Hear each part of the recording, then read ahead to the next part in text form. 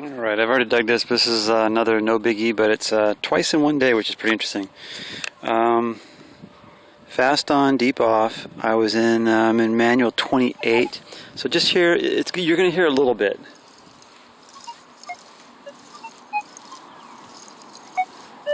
Not much though. It was nothing before I disturbed it, but now you go this way. Alright, sometimes again, this is the second time twice today. Sounds good in one direction, and then really nothing going on in the next direction. So I dug it, and it just sounded really good going in this direction. But, just like the last time, I know it's right here. It's just a dime, but very well easily could have been a silver dime. Hiding. There must be some iron in here because it's blocking the signal going in the other direction. But when it sounds right, dig it. Alright, here's one of those semi-teachable moments, only because I've disturbed the ground so the coin shows up a little bit better than it did. But here I have a coin. It's not a silver coin, but I have a Clad coin. It's right here, and I got this drain, big iron drain next to it. So I was coming along, I had this really nice high tone. Okay, 1246. When I turned this way, nothing, right? You can kind of hear a little bit because I've disturbed it, but there was nothing. Well, there is nothing there right now, right? So I'll go this way, tone, this way. So then when I tried to pinpoint it, right?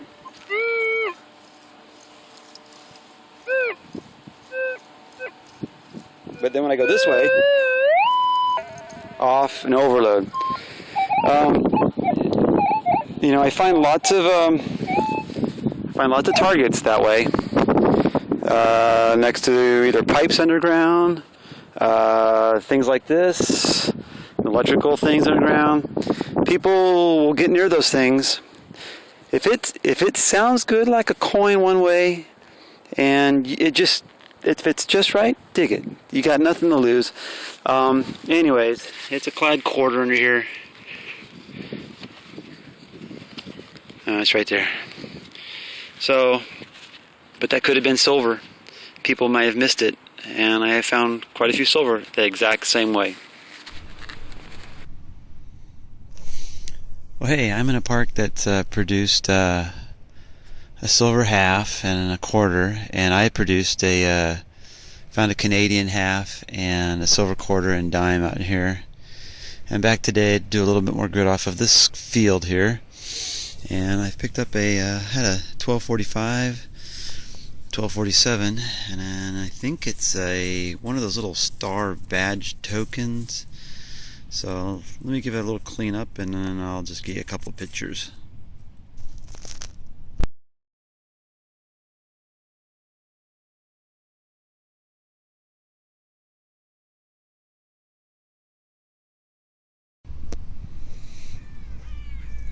Well, from back here it looks silver, but it's not. Well, I can't say that it's not, but I was getting this, what I thought was a wheat penny. It was coming up like a 1241, 42, and it had that little bit of a high tone mix in there, and it was down about 6 inches, and I saw it on the edge and I thought, oh, it's like a penny or something, and I popped over and it's a little different.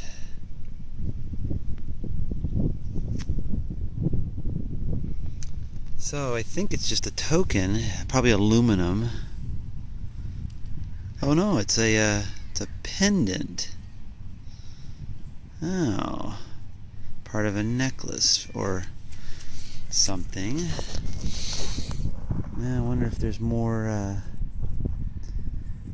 pieces of it somewhere, but well, I got part of a clasp and necklace. Now it's not aluminum. Now the next question is, if it's silver, it should have come up really nice and high like a dime, but it wasn't getting that. It was underneath this terracotta pot stuff though too. I got a couple rocks of terracotta. Well, let me give that a quick clean up and see if I can find any markings on that. It's kind of a nice find though.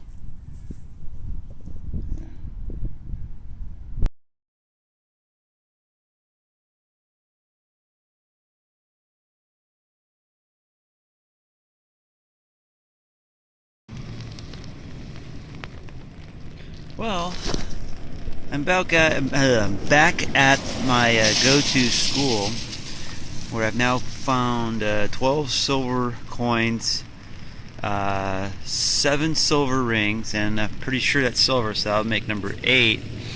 And I know that there's been more silver found here. I pulled the 1925 Standing Liberty quarter off over there, and I started to think about trees. They got these tall trees over here, and then they kind of stop right here, and then they continue again back in here. And I'm thinking, well, maybe this was where the entrance of a house was. The driveway was somewhere in here, because right out in the middle of the field there, you get a lot of debris and household stuff. But getting back to the target at hand, I have a 1547 solid next to the old fence backstop, and I'm very happy to see that, because we've had some snow here. It's a nice, looks like a nice big silver ring. I've had some snow and some cold weather, so in the rain it's pretty nasty. I've got my umbrella, so getting out whenever I can. And I'm sure glad to see silver, because like I said, I haven't seen silver in a couple of weeks. So it's really hard to clean this up with these fingers, but I think I might pause the camera for a sec and give that a good old wipe down on the grass here, because my fingers are just going to dirty it back up again every time I touch it. And alright, nice. I am so glad to get some silver. Been trying to dig a little gold today, and I've been coming up with can slaw and crap. Boy, and gold sure is disappointing. Alright, well, I'll get you another picture of that, but it looks like a nice decorative design on the outside. Yeah, right up against the fence line. So and this tall grass is, it's not really tall, but you know, you lose a couple inches for sure. But definitely a strong 1547 there, and looks like it might have some I don't know, some musical flute players or musical people on the outside there. Sorry, it's out of focus there, but alright, I'll get a picture of that for you.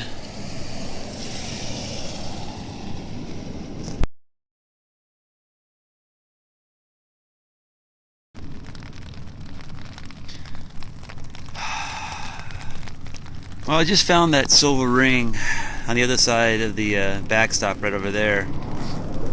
And then I told you that little story about making me think about where, you know, the property lied and where the house might have sat, if there was even one on this property. You know, I think about those things, and everybody should, you know, if you're metal detecting, that's what you should probably think about sometimes.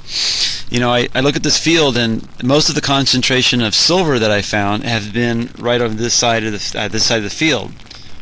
And it's not that I'm focusing more on this side of the field, it's just this is the area that I found most of the silver at. And you know, I start to think about where was a driveway, which way did the house sit, etc., etc. If I had to take a wild guess where the house sat, I'd probably say it sat right here where the baseball infield was. I've pulled, let's see, about 4 or 5 silvers over in this little section, which probably would be a side of a house or a back of the house. And I pulled a gold, gold-plated pendant right over here. And then over here in this part of the field, I've managed to find 2 silver rings, which one was probably not from the house. The other one was a little older looking, and a silver quarter. And got me another silver. That makes number 13 for here. And I'm focusing more on this area between these trees And this little area right through here, I've never really hit it very hard, very good. So today I was being a little bit more tentative to the sounds, the tones, and I've been through here before. That's what I keep saying. Hunt areas you've already been through. Just maybe go a little slower, try a little bit different settings. But I've got me another silver, and I'll take it.